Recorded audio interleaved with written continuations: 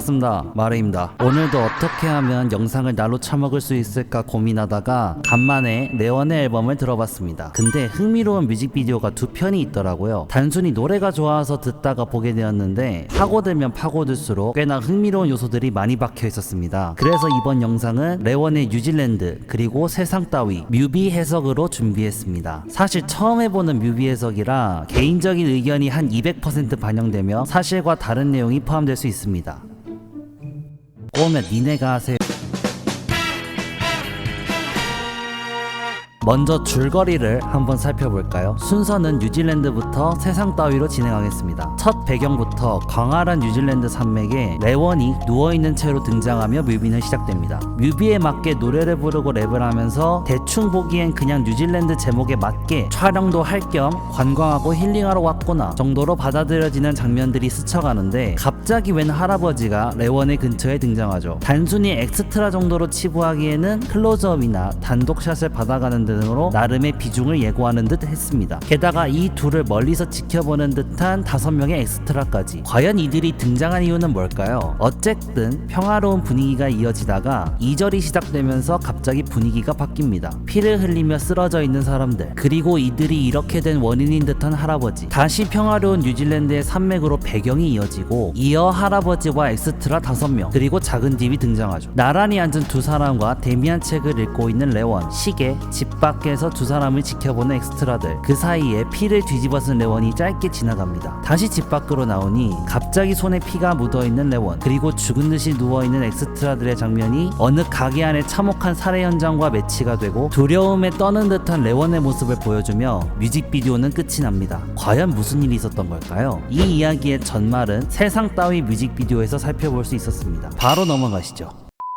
시작부터 부담스럽게 카메라를 쳐다보는 레원. 그렇게 노래가 시작되며 어느 가게 안으로 들어가 대거래를 들고 청소를 시작함이 뭐여 씨벌 피 닦는 건가? 어쨌든 가게 알바생으로 보이는군요. 앞치마를 두르고 손님에게 줄 햄버거를 만드는데 왜 씨벌 지가 처먹는 거죠? 게다가 뱉기까지 하네? 네, 당연하다는 듯이 혼납니다. 직원들은 그렇게 햄버거가 좋으면 마음껏 처먹으라고 친절하게 딜리버리 서비스까지 해주네요. 이쁜 누나도 한심하다는 듯이 레원을 꼬라보고는 자리를 피합니다. 아무래도 이 가게에 레원의 편은 없는 것 같군요. 레원도 그걸 아는지 슬퍼하기보단 뭔가 체념한 듯한 표정을 짓습니다. 그런데 갑자기 뒤에서 등장한 뉴질랜드의 할아버지. 그래도 나름 멀끔한 정장 차림이었던 뉴질랜드의 뮤비와는 다르게 전형적인 거짓골을 하고 있습니다. 해당 뮤비에서 유일하게 레원을 동정하는 듯한 표정으로 그를 바라보죠. 근데 어떻게 들어온 거죠? 출입구는 반대쪽에 있던. 급하게 집으로 돌아온 레원은 밖에서 고생하느라 기가 쭉 빨렸는지 변기에 얼굴을 쳐박고 시원하게 개워낸 다음 또다시 출근 준비를 합니다. 어떤 날은 걷고 어떤 날은 자전거를 타고 또 어떤 날은 걸어가며 참 행복해 보이는 출근길을 만끽합니다. 얼굴에 상처가 늘어가는 건 왜일까요? 퇴근하는 시간, 입구에 기대어 잠들어 있는 할아버지. 레원은 자신을 동정해준 것에 대한 감사인지 겉옷을 덮어주고 갑니다. 여전히 변하지 않는 열악한 대우와 방관 속에 레원은 갈수록 지쳐만 가고 가게 사람과 관련이 없는 할아버지는 그 모습을 지켜볼 수밖에 없습니다. 레원이 대체 얼마나 개패급이길래 가게 직원들은 해고시킬 게 아니라 몰래 죽여버릴 계획까지 세우고 있는 걸까요? 암튼 그렇게 거사의 날이 다가오고 가게 직원들은 일단 목격자인 할아버지를 먼저 포착합니다. 그러자 처음으로 감정을 드러낸 레원은 그를 구하려 다가가다가 통수를 맞아버리죠. 그러자 갑자기 배경은 뉴질랜드의 뮤비로 바뀝니다. 누워있는 레원,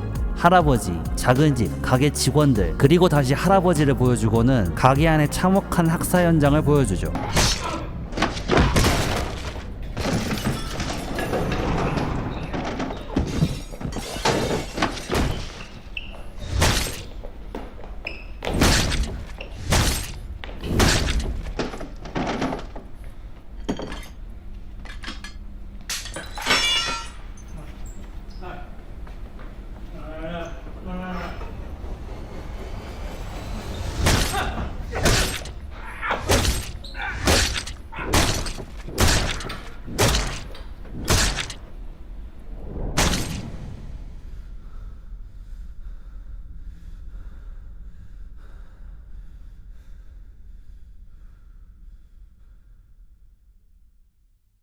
그렇게 살인을 저지르고 두려움에 떠는 뉴질랜드 뮤비의 마지막 장면을 다시금 보여주며 뮤직비디오는 끝이 납니다. 그리고 쿠키 영상. 피떡이 된 레원은 햄버거를 들고 가게를 나오는데 얼마 전 할아버지에게 햄버거 하나를 가져다준 기억을 짧게 회상합니다. 그 다음 본인이 그 자리에서 햄버거를 야무지게 뜯어먹으며 뮤비는 완전히 끝나게 되죠. 여기까지가 이 두 뮤비의 대략적인 줄거리입니다.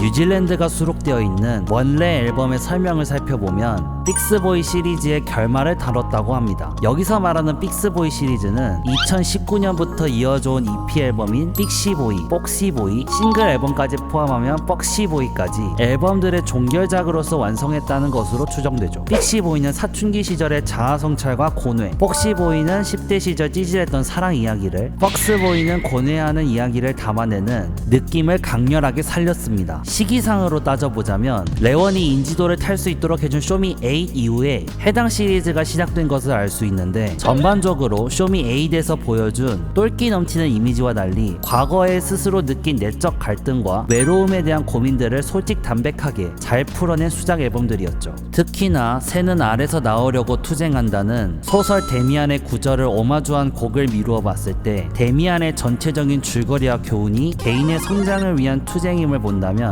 레원 또한 스스로 성장을 하기 위한 몸부림을 이 앨범들에 담으려 했다는 것으로 추정할 수 있었습니다. 그리고 해당 앨범 시리즈의 배경은 뉴질랜드와 세상 따위 뮤비를 분석하는 데 있어서 매우 중요한 역할을 하고 있죠. 이제 본격적인 해석으로 들어가 보도록 하겠습니다. 제가 생각한 뮤비 전체의 분석은 대강 이렇습니다. 레원은 지친 기색으로 가게에 출근을 합니다. 마치 고민이 많아 보이는 듯 하죠. 앨범 시리즈와 대외적인 활동들을 미루어 봤을 때 10대 시절의 고뇌부터 쇼미 8 출연 등을 경험하며 스스로의 음악성에 대한 자아성찰 과정을 겪는 것으로 추측했습니다. 그런 의미에서 저는 여기 햄버거 가게를 국내 힙합씬 또는 레원의 작업 스튜디오라고 생각했죠. 햄버거를 만들고 먹는 것은 스스로 노래를 만들고 평가하며 세상에 공개할 준비를 하는 것으로 생각했어요. 하지만 한 입 먹고 뱉어버리는 햄버거와 그런 레원을 혼내고 지적하는 가게 직원들은 자기가 원하는 것이 아닌 작품을 억지로 만들고 버리는 것, 그리고 세상과 대중이 레원에게 원하지 않는 노래들만을 보고 비난과 악플을 쏟아내는 것, 혹은 이런저런 고뇌와 고민들이 그의 작품 활동을 방해한다는 것처럼 느껴졌습니다. 그렇게 비난을 받고도 레원의 표정은 변하지 않습니다. 이런 경우가 한두 번이 아닌 것일 수도, 어쩌면 본인도 정답이 무엇인지 모르는 것처럼요. 이런 레원을 유일하다시피 측은하게 바라보는 인물은 바로 이 할아버지 한 명뿐입니다. 앞서 띠껍게 쳐다보던 직원의 시선과 대비를 이루죠. 하지만 출입구 쪽이 아닌 곳에서 등장한 것을 미루어 봤을 때 이 할아버지는 실존하는 인물이 아닌 레원이 만들어낸 허상에 가까운 인물이지 않을까 하는 직감이 들었습니다. 이 노숙자 차림으로 갑툭튀한 할아버지가 레원의 내면 속 또 다른 자아라는 해석으로 보면 결국 이리저리 치이고 고생하는 레원을 이해하고 위로하는 것은 결국 자기 자신밖에 없다는 뜻으로 보이기도 합니다. 숙소로 돌아온 레원은 그 고생 끝에 구토를 하면서도 다시 출근길에 오릅니다. 이러나 저러나 결국 자신이 음악을 선택한 대가고 나아갈 길이라는 것이죠. 얼굴과 마음의 상처가 점점 늘어나도 할 수 있는 것은 오로지 스스로를 위로해주는 것뿐이라도 말입니다. 대중들의 비난과 방관 그리고 스스로의 고뇌는 나날이 갈수록 심해져가고 레원은 정신적으로 육체적으로 점점 지쳐갑니다. 그런 상황에도 이 할아버지가 레원을 적극적으로 도와줄 수 없는 것은 어찌되었든 그가 극복해야 될 상황이라는 것을 암시하는 것 같았죠. 하지만 그가 겪어야 하는 세상은 만만치 않았습니다. 급기야 그의 내면을 아예 무너뜨리려 준비 중이었죠. 그런데 레원을 괴롭히는 것들은 그가 아닌 그의 또 다른 자학격이 인물인 할아버지를 먼저 표적으로 삼았습니다. 그제서야 레원은 처음으로 감정을 드러냈죠. 이 장면에서 저는 이 할아버지가 마치 레원의 소중한 감정,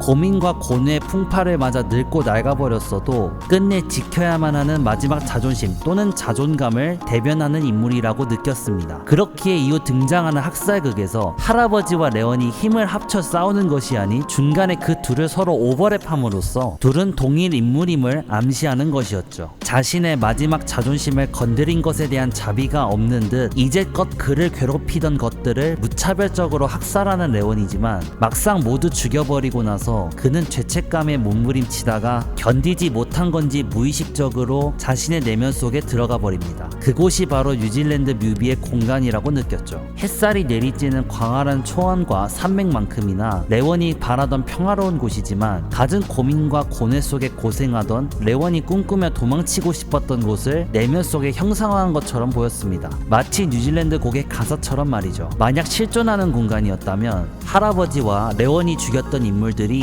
그 안에 등장할 수 없어야 할 테니까요. 게다가 이 공간 속에서 할아버지는 거짓 차림이 아닌 멀끔한 정장을 입고 있습니다. 마치 소중하게 아껴야 할 존재인 것처럼 말이죠. 그리고 언덕 위의 작은 집에서 레원은 데미안 책을 읽고 있습니다. 이 소설의 주인공처럼 여러 경험들을 통해 스스로 성장하게 바라는 것처럼 말입니다. 그리고 이때까지만 해도 레원은 스스로 고뇌를 극복한 줄 알았던 것처럼 느꼈을 테죠. 하지만 집안의 시계는 11시 20분, 그리고 가게 안의 시계는 11시 10분경을 가리키는 것으로 보아 약 10분이라는 시간 사이에 자신의 공간 속으로 숨어버린 것을 암시합니다. 그가 죽였던 가게 직원들이 죄책감이 되어 그를 따라 그의 공간 속으로 들어왔고, 끝내 레원은 피가 묻은 손과 그가 죽였던 시체들을 자각하며 자신은 극복하고 성장한 것이 아닌 그저 피할 수 없는 죄책감에 못 이겨 도망친 것에 불과하다는 것을 깨닫고 말았죠. 그렇게 레원은 현실로 다시 돌아오게 됩니다. 하지만 상황은 조금 달라졌죠. 비록 죄책감이 남을 방법이었지만 그를 괴롭히던 것들이 사라진 레원은 작품 하나를 만들고 가게를 나옵니다. 복장과 얼굴에 핏자국을 미루어 봤을 때 이전에 자신이 만든 작품을 할아버지에게 나눠줬던 때를 회상하는 듯한 장면으로 보이죠. 그렇게 할아버지가 작품을 감상하는 장면에 이어 바로 레원이 자신의 작품을 음미합니다. 하지만 레원은 더 이상 구토도 하지 않고 굉장히 만족스러운 표정을 짓습니다. 이 장면으로 저는 결국 고난과 고뇌를 해결하는 과정에서 죄책감 등의 감정을 생길 수밖에 없어도 그것들로부터 도망치는 게 아닌 짊어지는 것만이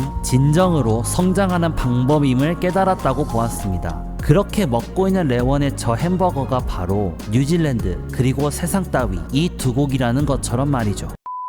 성장통은 키가 크기 위해서만 겪는 것이 아니라고 느꼈습니다. 레원뿐만 아니라 우리 모두가 이 세상을 살면서 다양한 경험을 하고 그 과정 속에서 고통받기도 하지만 저마다의 방법으로 극복을 하며 성장하는 법이죠. 이 두 뮤비에서 레원이 받았을 고뇌와 고통, 도망치고 싶어해도 자신을 지켜내고 싶어하는 심정을 매우 인상적으로 남겼다고 느꼈습니다. 하지만 결론은 결국 자신의 손에 피를 묻히는 선택을 하더라도 받아들이고 극복하는 것이 성장이라는 것을 픽스보이 시리즈의 마침표를 찍으며 우리에게 전달하는 것처럼 느꼈습니다. 여러분들은 어떻게 생각하시나요? 여기 누가 완벽하게 한 줄로 요약해놨네요. 솔직히 햄버거 맛있었으면